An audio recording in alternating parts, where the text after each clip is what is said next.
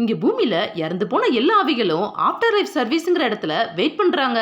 அங்க குட்டியா ஒரு ஏஐ பொம்மை வந்து, நான் தான் அபி, நீங்க எப்படி போகணும்னு நான் உங்களுக்கு வழிகாட்டுவேன். நீங்க பிறக்கிற ஒவ்வொரு ஜென்மத்திலையும் நீங்க நிறைய நல்லது பண்ணா உங்களுக்கு நிறைய கர்மா பாயிண்ட்ஸ் கிடைக்கும். அந்த பாயிண்ட்ஸை வச்சு நீங்க அடுத்த ஜென்மத்துல உங்களுக்கு பிடிச்ச மாதிரியான வாழ்க்கை வாழலாம்னு சொல்லுது.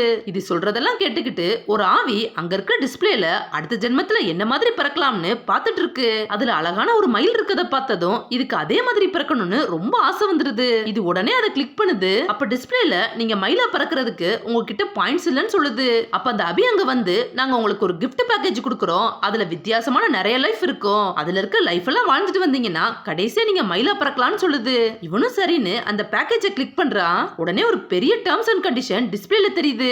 இதெல்லாம் நீங்க படிச்சு பார்த்துட்டு சைன் பண்ணுங்கன்னு சொல்லுது. பட் இவனோ எதையுமே படிக்காம கிளிக் பண்ணிட்டே இருக்கான். அதுல நீங்க சூசைட் பண்ணக்கூடாது, எந்த ஒரு ஆயுதத்தையும் வச்சு நீங்க சாக கூடாதுன்னு நிறைய கண்டிஷன் இருக்கு. இவன் எதையுமே கவனிக்காம அதை கிளிக் பண்ணிட்டே வர்றான். கடைசி அந்த gift ஓபன் ஆகி அதுல நீங்க என்னதான் பிறக்க போறீங்கன்னு ரேண்டமா சூஸ் பண்ணுது. பார்த்தா இவன் ஹாம்ஸ்டரா பிறக்க போறான்னு காட்டுது. இவன் இதை பார்த்துட்டு ஃபீல் பண்ணிட்டே இருக்கான். அப்ப இன்னொரு ஆவி இவன் கிட்ட வந்து, நான் தான் மார்வின்னு இவன் கிட்ட பேசிக்கிட்டே இருக்குது.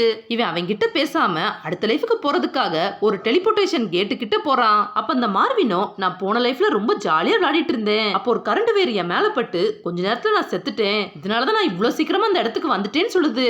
இதை கேட்டதும் இவனுக்கு ஒரு ஐடியா வந்துருது. அவன் வேகமா அந்த டெலிபோர்டேஷன் கேட்டுக்குள்ள போறான். அந்த டிவைஸும் ஆன் ஆகி இவனை ஹாம்ஸ்டரா பிறக்க வைக்குது. இவன் பூமிக்கு வந்ததும் ஒரு கூண்டுக்குள்ள ரொம்ப சோகமா இருக்கிறான். உடனே இவன் ஒரு ஐடியா பண்ணி அங்க இருக்கிற மரக்கட்டையெல்லாம் ஷார்ப்பா இருக்கிற மாதிரி ரெடி பண்ணி கீழே வச்சிடறான். இவன் மேல உயரத்துல ஏறி அங்க இருந்து கீழே குதிச்சு இறந்துடலாம்னு பாக்குறான். அப்ப தெரியாம தண்ணில வலிக்கி இவன் கீழே விழாம படிக்கட்டுல இடிச்சு கம்பியில மாட்டிடுறான். அதுல இருந்து தப்பிச்சு சுத்திக்கிட்டே அந்த மரக்கட்டைகளுக்கு நடுவுல போய் விழுந்துடுறான். அப்ப மேல பாட்டில் இருந்த தண்ணி இவனோட வாயில மாட்டிக்குது. அதுல இருந்து தண்ணியெல்லாம் இவன் குடிச்சு கடைசியில வெடிச்சு செதறிறான். இவன் ஈஸியா சாகலாம்னு ட்ரை பண்ணி இப்ப இவ்வளவு கஷ்டப்பட்டு இறந்துடுறான். இவன் இறந்ததும் திரும்பவும் அந்த ஆஃப்டர் லைஃப் சர்வீஸ்க்கு வர்றான். அப்ப அங்க மார்வினும் இவனை பார்த்து ரொம்ப ஹாப்பியா பேசிட்டு இருக்கான். இவன் அவன் கிட்ட எதுவுமே பேசாம அடுத்து என்னதான் பிறக்கலாம்னு சர்ச் பண்றான். இப்ப அதுல மீனா பிறக்கணும்னு காட்டுது. அதே போல இவன் மீனா பிறந்து பூமியில ஒரு மீன் தொட்டிக்குள்ள ரொம்ப சோகமா நீந்திட்டு இருக்கான். உடனே இவன் அந்த மீன் தொட்டில இருந்து வெளியில குதிச்சு ஈஸியா இறந்துடலாம்னு பாக்குறான். அங்க இருக்கிற இலைய பிடிச்சு இழுத்து மீன் தொட்டியை விட்டு தாவுறான். பட் அவன் கீழே விழாம நேரா போய் ஒரு கரண்டில இடிச்சு ஒரு பிரெட் மேல விழுறான். அந்த பிரெட் இவனையும் இழுத்துக்கிட்டு அப்படியே மூவ் ஆகி போகுது. அப்ப அது பின்னாடியே ஒரு கத்தி வந்து இவனை ரெண்டா வெட்டிடுது. அவன் உடம்போ அடுப்புல விழுந்து கருகிறது. இப்ப இவன் திரும்பவும் ஆஃப்டர் லைஃப் சர்வீஸ்க்கு வர்றான். அங்க அந்த அபியோ, உங்களுக்கு என்னாச்சு, ஏன் சீக்கிரமா வந்துட்டீங்கன்னு கேக்குது. இவனோ ஒண்ணு இல்லைன்னு சொல்லிட்டு அடுத்து என்னதான் பறக்கலாம்னு பார்க்க போறான். இப்ப இவன் ஒரு கொசுவா பறக்குறான். உடனே இவன் எத்தாப்புல வர ஒரு வண்டி மேல இடிச்சு அவன் இறந்ததும் திரும்பவும் ஆஃப்டர் லைஃப் சர்வீஸ்க்கு வர்றான். அப்ப அந்த அபியோ, நீங்க கொஞ்ச நேரம் வெயிட் பண்ணுங்க, நான் உங்களுக்கு என்னாச்சுன்னு செக் பண்ணணும்னு சொல்லுது. இவனோ வேமா டிஸ்பிளே கிட்ட வந்து அடுத்து என்னதான் பறக்கணும்னு பாக்குறான். இப்ப அதுல மயில் வந்துருச்சு.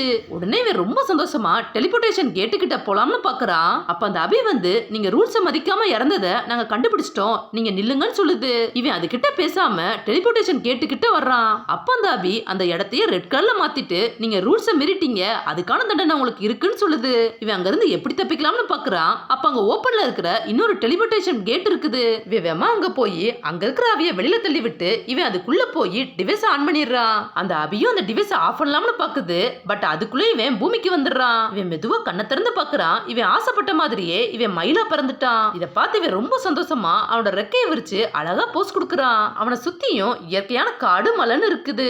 இதை பார்த்து இவன் கண் கலங்கி அதை ரசிச்சு பாக்குறான். அவன் அப்படியே அங்க இருந்து ஜம்ப் பண்ணலாம்னு பார்த்தா அப்ப மேல இருந்து ஒரு மின்னல் வெட்டி அவன் கருகி இறந்துடுறான். பார்த்தா அந்த அபிதான் மேல இருந்து மின்னல் விட்டு இவனை கொண்டிருக்கு.